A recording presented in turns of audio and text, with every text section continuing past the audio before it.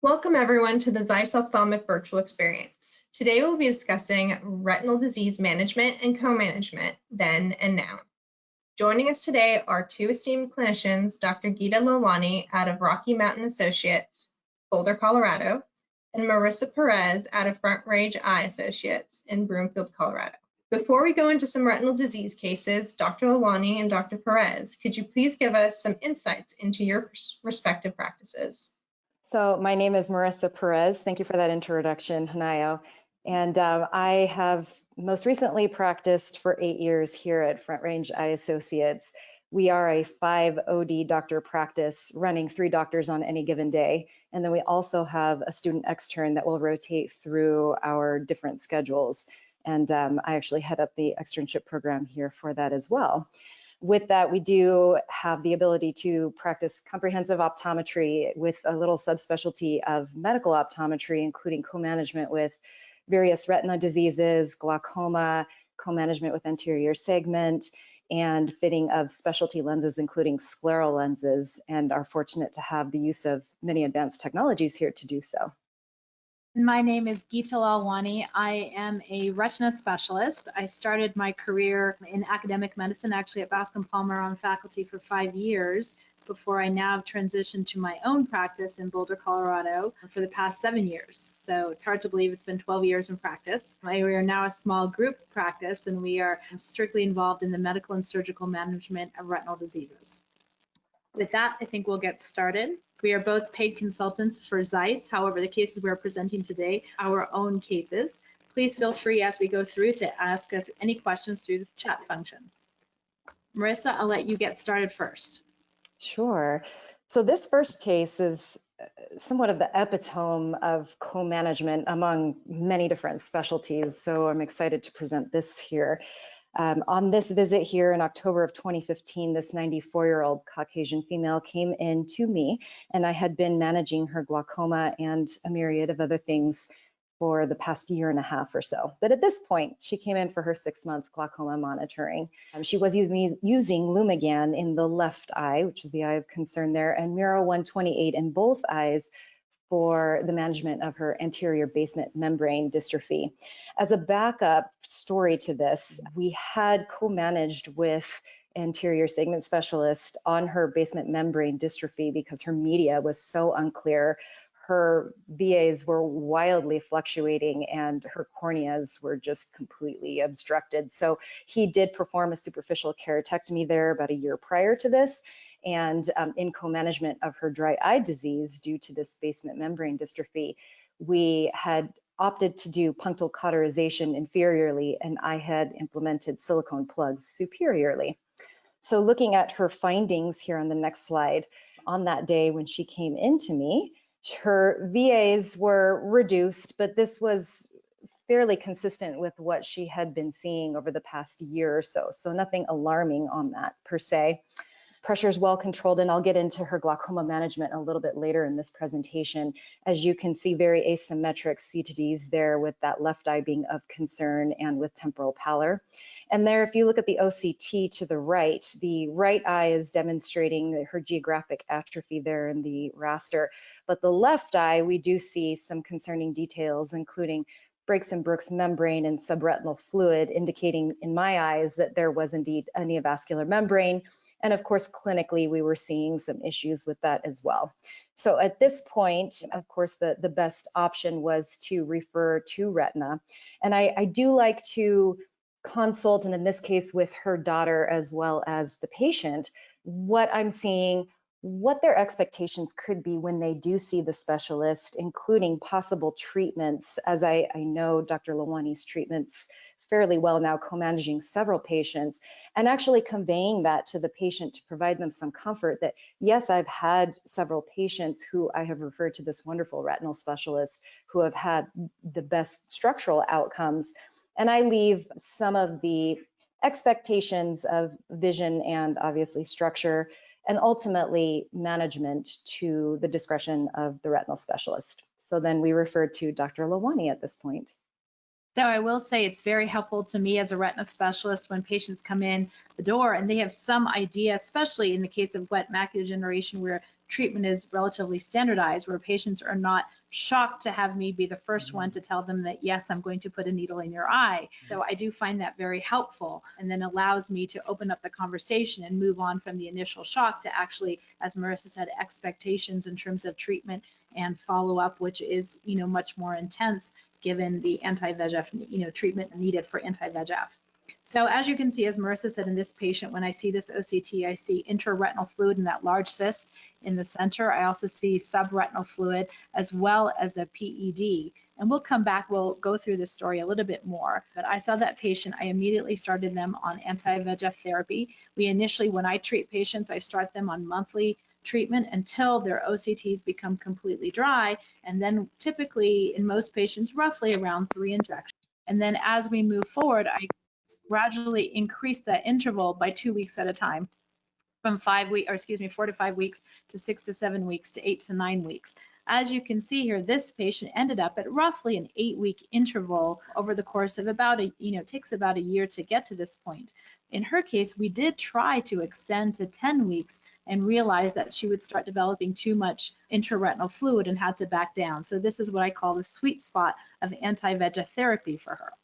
So in this scan, you see here, this is in 2017 now, about a year and a half of her undergoing treatment. And you can see here on the scan on the right, her left eye, that there's no intraretinal fluid. Her vision is at this point 20/60. She looks very good. However, when we focus here, you see that little PED, and then you see a little bit of Bruch's membrane. Below that, that is a very classic appearance for a type 1 CNV, what you call the double layer sign. Interestingly, if you look at the OCTA, I did find that the image on top is a little bit difficult given all of her dry eye problems, but on the bottom there, you can see in the PED, between the PED and Bruch's membrane, you see an increased area of flow. So despite there being absolutely no fluid on the OCT, she still has what we would call an active CNV. As such, she has been receiving treatment roughly 8 weeks, and you can see here that she's relatively stable, although there on the bottom, these are not each time point that I saw her, but we've hopped around a bit, but she does occasionally have subretinal fluid that pops up again, but she responds very well to Avastin. As we go through forward, what you'll see that despite, again, seeing minor fluctuations on the OCT, her vision fluctuates quite widely, which is, to Marisa's point, her complexity with the anterior basement membrane disease. This is where I believe it's very important for both of us to communicate well, so that I can say to the patient, well, I've heard from Dr. Perez, and I can look at your OCT and your retina as stable can be, and yet your vision's down, and this has more to do with your dry eye syndrome. Why don't we have you go back to see Dr. Perez? And so I think that's really important, that the right hand is speaking to the left hand. So always to mention when my patients come back that, yes, I've reviewed the note that Dr. Lalwani has sent from the last visit. I see that you're seeing her in X amount of time. And we try to coordinate together what that best management schedule might look like, so that the patient is not seeing us one day after the other. And then that actually helps with some other managements of other diseases as well. But in this particular case, it was paramount that we kept her media as clear and stable as possible. That way we could see if her vision hopefully was not affected by the anterior segment disease, but to see how it was improving with her posterior segment structures being improved by Dr. Lalwani. To your point, it's important that you and I, or when we do this together, co-management is like a teamwork approach where we're working together, not necessarily blaming each other for, oh, it's not my fault, it's the dry eye fault. Working as a team with this patient has been incredibly beneficial to her visual outcome.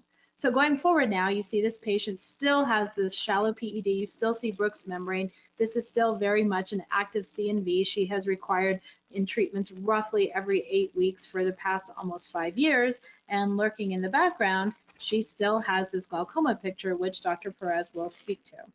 So then now going into her glaucoma management, again, a little more background story. She was previously diagnosed by a different office in 2011 with POAG, and at that time began her Lumigan in the left eye. So she had many years of Lumigan prior to seeing me.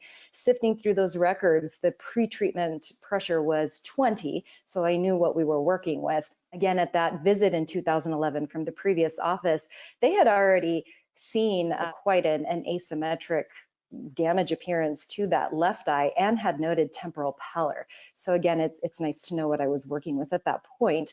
This OCT that you're seeing to the right here was from 2015, so we're now looking at 4 years later, and really there was no progression. I was remiss in not including the original OCT from the previous records, but looking at the individual numbers and the average RNFL thickness, there was really not a huge change. With that left eye, because we are nearing a floor effect, it is not necessarily the best way to determine what her progression is, but with visual field attempts, she just could not get a reliable visual field and really truly could not sit through the full visual field due to her previous back surgeries. She fell asleep. And so that was just not an accurate way for us to assess her glaucoma treatment. So at this point, we were working with her pressures, her clinical presentation, and the OCT, which considering her disrupted media was actually pretty good. So I opted to continue her topical therapy, especially with her pressures being fairly well controlled over the years. And then if we go to the next slide here, you will actually see that at this point, I was managing her about every 3 or 4 months, again, working with Dr. Lalwani to make sure that these visits were appropriate and not too cumbersome on the patient's driver as well.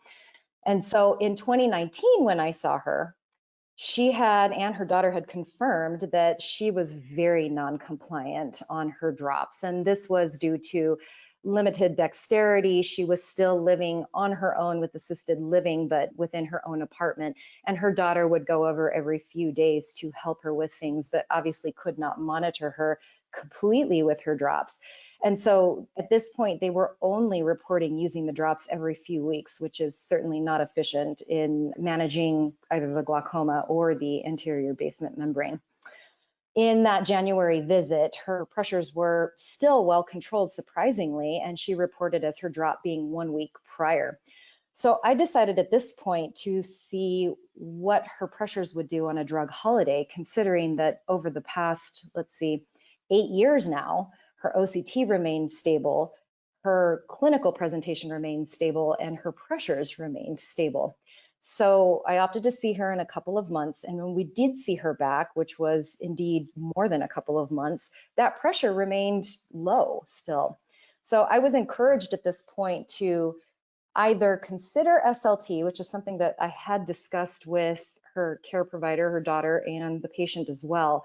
And again, given the complexity of her going back and forth between our offices, they had decided at this point to see what would happen if we just continued to not implement treatment, and if those pressures were to go up, then we would explore the option of SLT.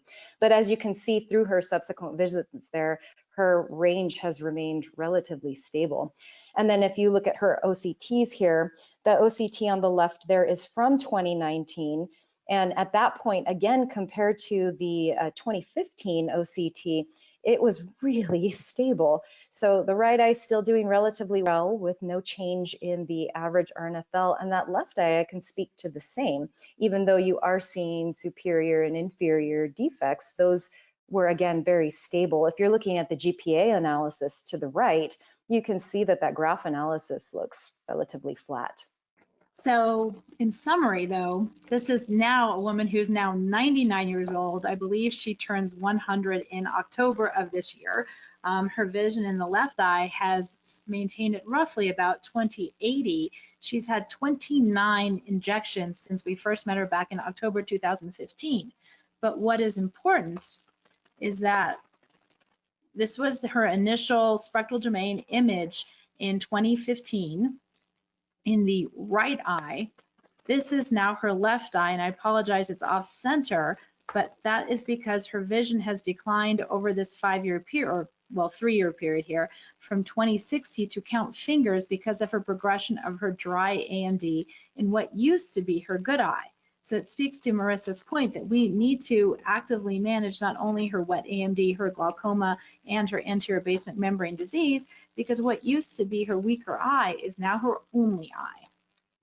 And I will speak to the point as well that 20/80 vision in the left eye is exactly what we started with. Yeah, correct, plus or minus. All right, moving on to another case. So this next case is pretty interesting. This was actually presented to me by a colleague of mine within the office, and she had discussed this case with me and obviously with Dr. Lalwani. But this is a 79-year-old male who came in with a sudden onset. Really, when he came in with his chief complaint, it was just this horizontal line in the center of his vision, and maybe below that was a little bit fuzzy. He had had cataract surgery some odd years ago, and of note, of importance, he did have high cholesterol, high blood pressure, incidence of heart attack with triple bypass, and an aortic aneurysm. His vision was just slightly reduced in that right eye as compared to the left eye. Pressures were nice and low, and interestingly, his blood pressure was low as well. But when you do look at the presentation here, so he does have fairly attenuated arteries in both eyes. And I want to draw the attention, if you look at the blown up picture there, below there, he does have some of this kind of retinal discoloration or retinal whitening, as I'll describe it now, above the macula there. But I want to take special note to the vasculature above that whitening, and at the branch, there is no Hollenhorst plaque there. So given that, my colleague was debating, is this a central serous appearance, or is this possibly an early artery occlusion? So she did do a visual field. And as you see in this visual field, it's quite compelling with that altitudinal defect respecting that horizontal midline, that this looks indeed more like an artery occlusion, and given his medical history of great concern. So she counseled him just to that this is extremely important, and referred over to Dr. Lalwani at this point. So I actually saw him that very same day.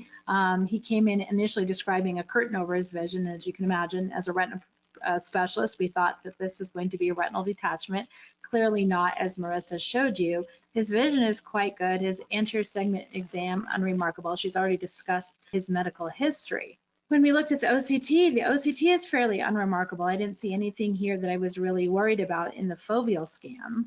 And as she spoke, the fundus photography showed some mild retinal whitening.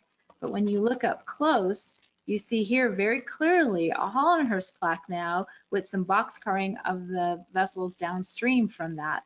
And now if you look back at the fundus photo, you can very clearly see this area of retinal whitening as it surrounds this area of just downstream from the Hollenhurst plaque, and very consistent with the visual field that she showed us earlier. So what to do next? So here we see on his FA, and it is dark, and this is at roughly 38 seconds. He had delayed AV transit time. When you look here at his mids, you see downstream from the Hollenhurst plaque, there's non-perfusion of those arteries in that tree branch shape. And in the late, you see staining of those blood vessels as they finally do begin to perfuse. So very consistent with the branch retinal artery occlusion with a very prominent Hollenhurst plaque. So when we look back at the OCT now, we took a cut through the superior portion of the macula, and you see very clearly see consolidation of the inner retina, very consistent with an arterial occlusion. So what to do next? The first thing you want to think about in this gentleman, who was, I believe, 79 at the time, you want to, even though he denied any systemic complaints consistent with giant cell arteritis, you always want to check for giant cell arteritis, namely a CBC with platelets, an ESR, and a CRP. The American Academy of Ophthalmology protocol is also to obtain an urgent 2D echo and carotid ultrasound. So for my patients that present in an urgent manner like this, I send them to the hospital for an emergent carotid ultrasound and 2D echo. In some hospitals, this will actually initiate a stroke protocol. As Dr. Perez knows, not in this patient, but in separate patients, we've had hospitals start TPA. However, if you look at the randomized, there's been a randomized clinical trial looking at early TPA within 6 hours, did not show a benefit. I believe there's also one that initiated TPA within 4.5 hours, which also did not show a benefit in these patients. In some cases, it's actually showed it to cause an intracranial hemorrhage. So I do not, as a retina specialist, recommend TPA in these patients. Historically, we believe that once the arterial occlusion has been present for 90 minutes, the likelihood of obtaining benefit is significantly decreased. What I counsel these patients, though, is the reason we are doing all this is not to help the eye. In most cases, the vision is what the vision is. What we're trying to do is prevent either a stroke or a heart attack. So coming back to this patient, he actually did go and have an urgent carotid ultrasound and 2D echo, and the carotid ultrasound showed almost complete stenosis of his right carotid artery. He received or had surgery for carotid endarterectomy the very next morning.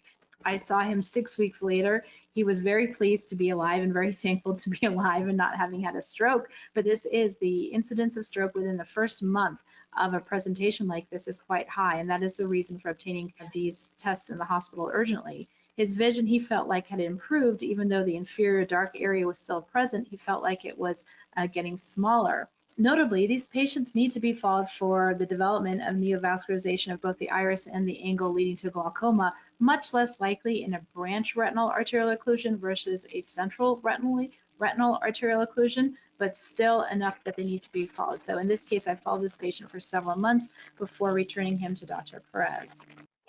So then as a follow-up, my colleague did see this patient about a year later after this incident, coming in again for his comprehensive eye exam. He did note, as Dr. Lalwani spoke to, that mild blur in the right eye and inferiorly a bit, as demonstrated by his confrontation fields there as well.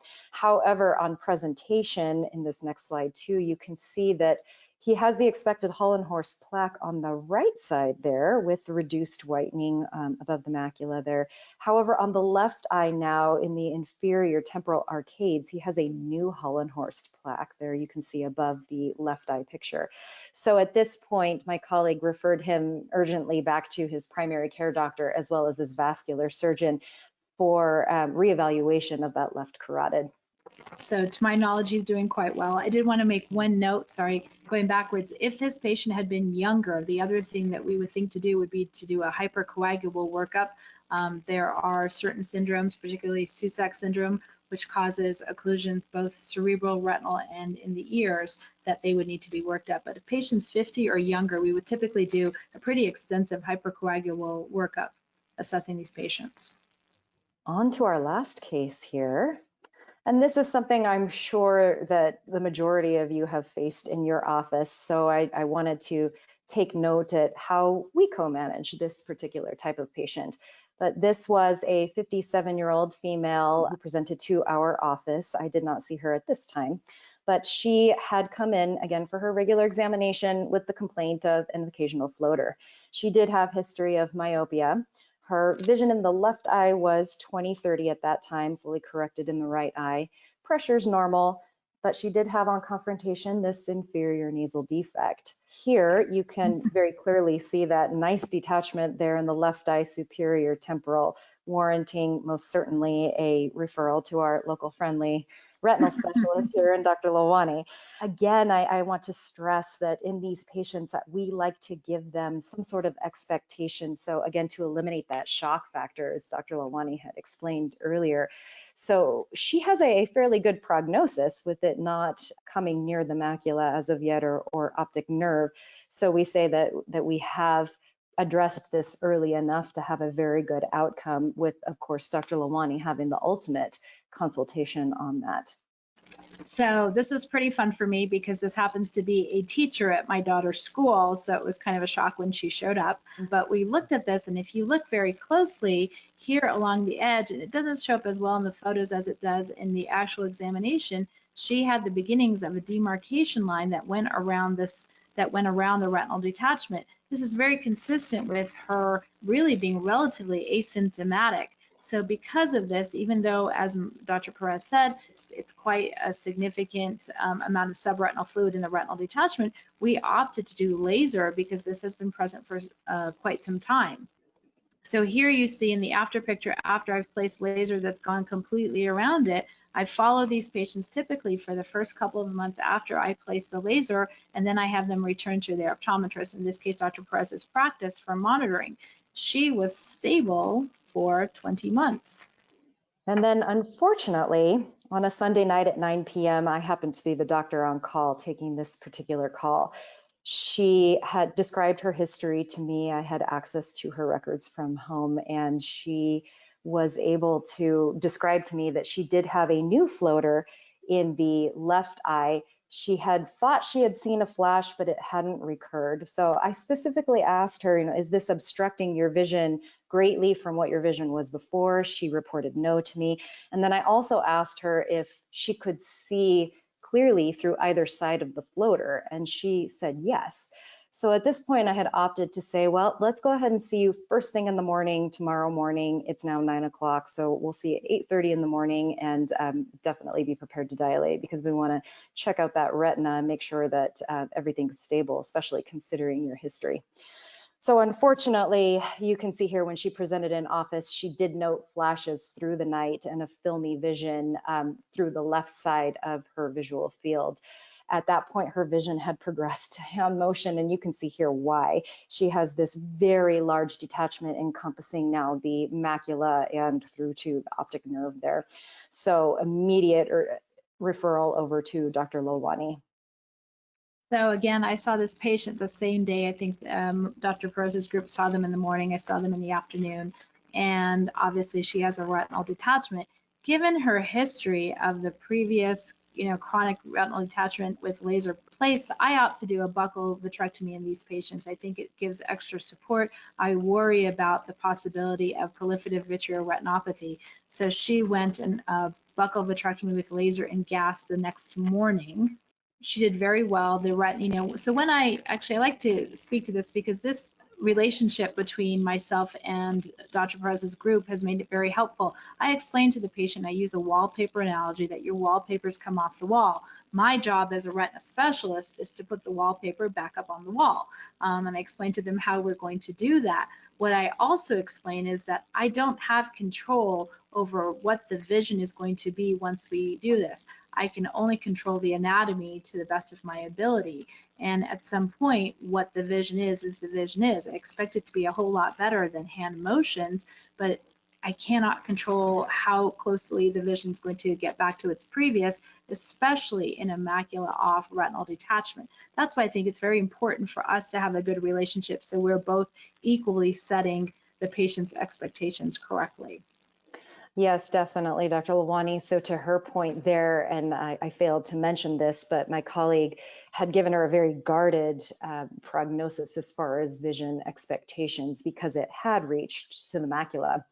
So now here, fast forward to 3 months later, and due to Dr. Lalwani's good counseling to this patient, she was actually expecting to have cataract surgery later on, as we did see the expected, as you can see down there, PSC and cataract that had developed in her left eye. Also, the patient was expecting that her vision would become more nearsighted due to the buccal in the left eye. So you can see that she did have a 5-diopter myopic shift and was best corrected to 20/70, which we reinforce in the office is a fantastic result for post-MAC off RDs. So we sing Dr. Lalwani's praises to the patient as well, to encourage them that they are getting the best care, they're getting the best outcome, if not even better than expected.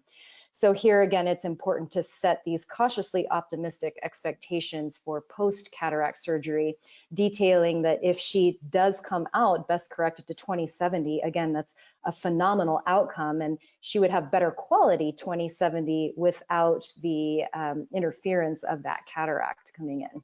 So she was referred for cataract surgery at this point. And our goal on that one was a plano for the IOL, simply because the right eye did have some cataract appearance, and we'd be anticipating cataract surgery within 1 or 2 years of that time. So when discussing this with the patient, we decided that the plano manifest goal was our best option on that left eye. Post-op day 1 here, she was 20/40, which was even better than expected in that left eye. Fast forward to 3 weeks here, and she came in a little bit earlier than when we would normally see her because she did complain of some new flashes and possible some distortion. So it warranted a retinal examination, which fortunately found no new findings and still nice correction of the retinal detachment with the buccal there, as you can see on the left-hand side. 2 months later was her final post-op, and that was unfortunately due to COVID. Her 1 month post-op was a little delayed. But again, with best corrected vision of 20/40, again reinforcing to the patient that this is a phenomenal endpoint. She did have a 3-diopter anisometropia due to the residual myopia in that right eye prior to her cataract surgery, her anticipated cataract surgery. And so at this point, to reduce that image difference, we had opted to go with fitting of daily lenses to give her the best vision and best quality vision. And you can see there now that the vision is relatively equal, with the exception of some minor decrease in vision in that left eye. Again, great final outcome, and the patient is very happy with her vision. So I saw this patient roughly a year after her surgery. You can see here, the same picture that Dr. Perez showed. She has that heavy laser of the new retinal detachment. Of note, when I did her surgery, I did not find a new tear. She must have broke through the laser, which in my experience is very unusual, especially after having been stable for almost a year and a half. You also see the laser demarcation up here of the previous chronic retinal detachment. But as Dr. Perez said, I'm very happy with the outcome. I always assess these patients to make sure there's nothing more that can be done to improve their vision, namely an epiretinal membrane, which we see very commonly after a retinal detachment, and repair. So when you look here, I really don't think her macula could look much better than it does. It looks phenomenal, and she is, as Dr. Perez said, very happy with her vision, a 20/30 outcome after that detachment. I think we're all very pleased with. So in summary, I think it's very important, again, to, as I like to say to the patients, have the right hand talk to the left hand. So to have this close-knit relationship with your specialists, it instills confidence in the patients. It actually helps a lot with compliance and their visits. And I think it just overall gives a great communication between our specialties and reinforces the best patient care. Absolutely. It's a great teamwork approach to managing these patients and makes everybody's lives much easier. Yes. With that, I think we are done. Please do send us questions through the chat function. Thank you all very much for attending.